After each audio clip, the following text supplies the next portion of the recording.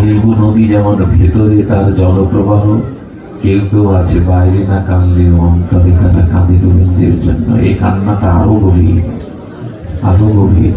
তবে মাঝে মাঝে চিৎকার করে একাকী গোবিন্দের জন্য কাঁদতে চেষ্টা করবেন, দেখবেন সব হালকা হয়ে গেছে বুকের মধ্যে। রামকৃষ্ণদেব বলেছিলেন, পরমহংস হয়ে সংসারের জন্য ঘটি ঘটি কাঁদিস, কৃষ্ণ বলে তো এক ফোঁটা কাঁদিস না। সংসারের জন্য তো কত কাঁদলি আমার আমার বলে, কৃষ্ণের জন্য তো কাঁদলি না। চোখের জল পড়লে দেখবেন শুকিয়ে গেলে একটা রেখা তৈরি হয়, পথ তৈরি হয় না? চোখের জল শুকিয়ে গেলে দেখবেন একটা রেখা তৈরি হয়।